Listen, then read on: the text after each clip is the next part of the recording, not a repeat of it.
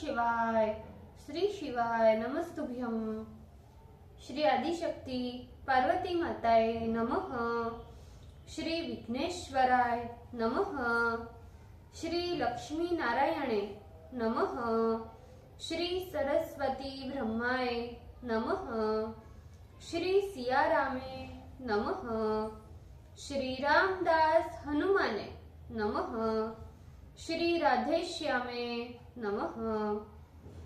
हे शिवजी, તમારી કૃપાથી હું આ શિવ પુરાણ વાંચી રહી છું અને મારી મમ્મી અને તમામ શ્રોતા શિવ પુરાણ સાંભળી રહ્યા છે। અમે બધા શિવ પુરાણનું જ્ઞાન પ્રાપ્ત કરી શકીએ એટલી શક્તિ પ્રદાન કરજો અને શિવ પુરાણનું તેજ સહી શકીએ એટલી ક્ષમતા પ્રદાન કરજો। હે વિઘ્નેશ્વર ગણપતિ બાપા, તમે શિવ પુરાણના વંચનમાં આવતા તમામ વિઘ્ન હરજો। हे कृष्ण मनोहारिणी राधा जी, हे श्याम सुंदर, हे सिया राम जी, हे रामदास हनुमान जी, तमे शिव पुराण सांभळवा जरूर पधारजो अने मारा हृदयमां स्थान ग्रहण करजो। ओम नमः शिवाय। श्री शिवाय नमस्तुभ्यम। छठी संहिता पंचदश अध्याय, पेज नंबर 1602। उपासना निमित्त सृष्टि के उपक्रम एवं अपसंहार का वर्णन। ईश्वर बोले, हे वरानने, इसके उपरांत सदाशिव से जिस प्रकार महेश्वर आदि चतुष्टय की उत्पत्ति होती है, उनकी सृष्टि की उत्तम पद्धति कहता हूँ। सदाशिव समाष्टि स्वरूप है और आकाश के अधिपति तथा प्रभु है।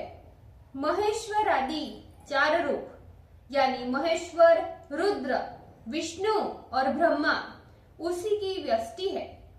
सदाशिव के सहस्त्रवें भाग से महेश्वर उत्पन्न होते हैं। वे ही पुरुष, अनंत तथा वायु के अधिपति है। वे वाम भाग में माया शक्ति धारण किए हैं और संपूर्ण क्रियाओं के अधिपति है। ईश्वर आदि चतुष्टय इनके व्यष्टि स्वरूप है। ईश्वर, विश्वेश्वर, परमेश्वर और सर्वेश्वर इनके तिरोधान चक्र है। तिरोभाव भी दो प्रकार का है।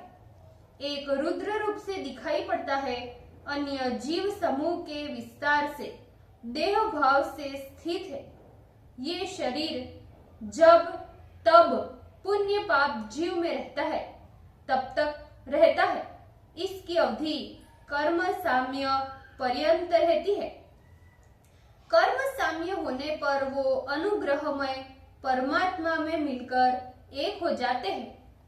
उसमें सर्वेश्वर आदि जो चार देवता कहे गए हैं, वे साक्षात परब्रह्मात्मक, निर्विकल्प एवं निरामय है। तिरोभावात्मक चक्र शांति कलात्मक कहा जाता है। ये उत्तम पद महेश्वर से अधिष्ठित है। महेश्वर के पद की सेवा करने वाले इस पद को प्राप्त होकर क्रमशः सालोक्यादि क्रम से मुक्त हो जाते हैं। महेश्वर के सहस्त्रवें अंश से रुद्र मूर्ति की उत्पत्ति कही गई है, जो अघोर वदन तथा तेज तत्व के स्वामी हैं। ये प्रभु अपने वाम भाग में गौरी शक्ति को धारण कर संहार की क्रिया करते हैं। इनके शिवादि चार व्यष्टि रूप है, जिनके नाम शिव, हर, मृड और भव है। हे मुनीश्वर, ये अद्भुत महादिव्य संहार नामक चक्र है।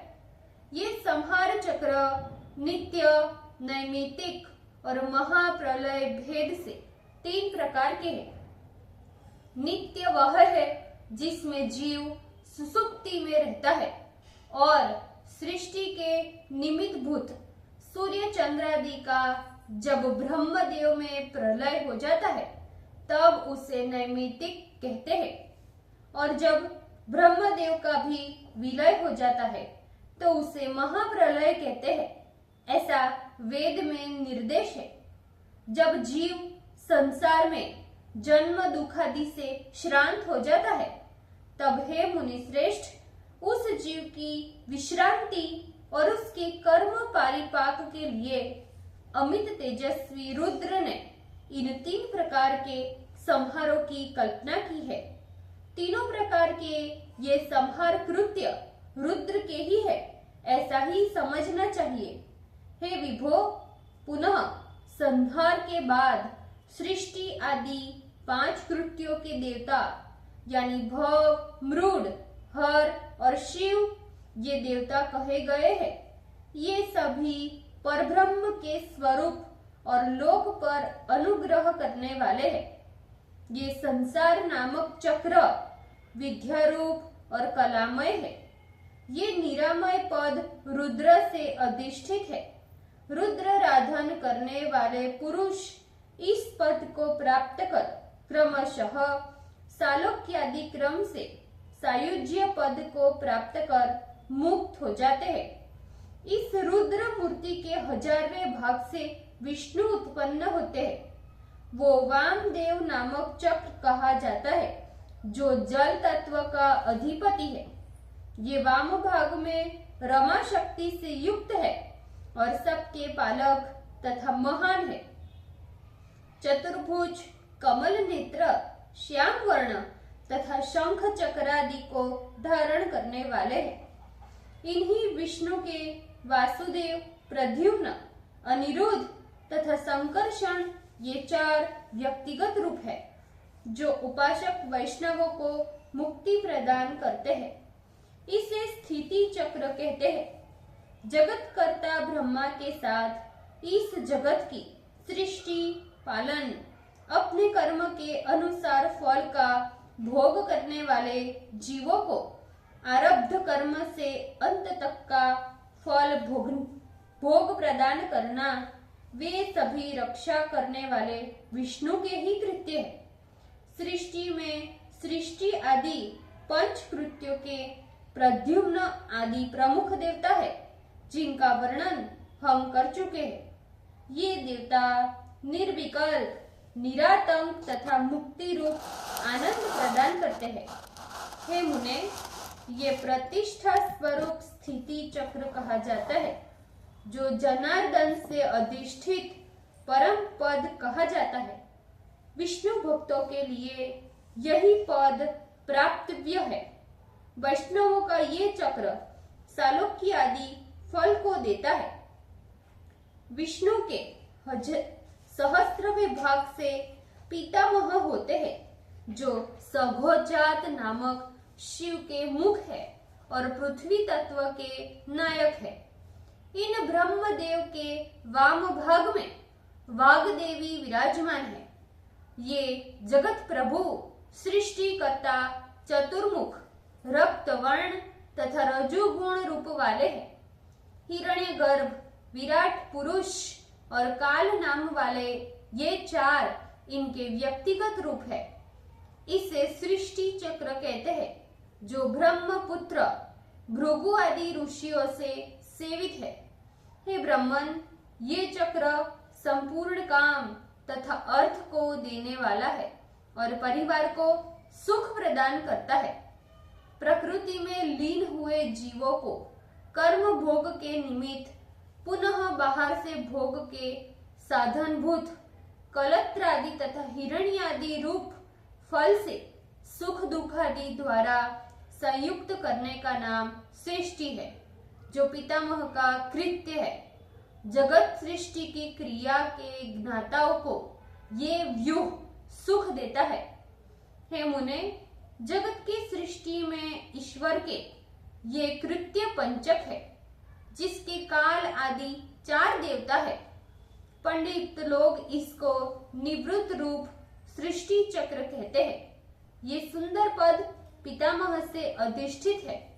ब्रह्मदेव में मन लगाने वालों को यही पद प्राप्त करना चाहिए, क्योंकि पितामह के सालुक्य आदि मुक्ति को देने वाले हैं। क्रम से कहे हुए महेश आदि चक्रों के चतुष्क के इस चक्र में गौणी वृत्ति से प्रणव का ही बोध होता है। इस जगत चक्र की विभूति का वर्णन श्रुति पंचार चक्रम परिवर्तते पृथु इत्यादि मंत्रों से करती है। ये एक जगत चक्र केवल शिव शक्ति से विजृंभित है। इसके सृष्टि स्थिति पालन कर्मफल भोगदातृत्व एवं संहार ये 5 अवयव है। इसे पंचार भी कहते हैं।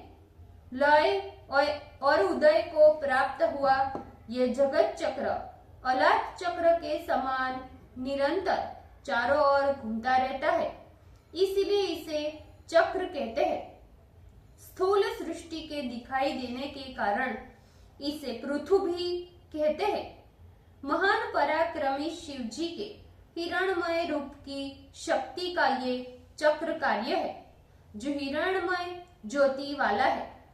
ये हिरण्यमय जगत चक्र चारों ओर जल से व्याप्त है और जल भी तेज तत्व से व्याप्त है।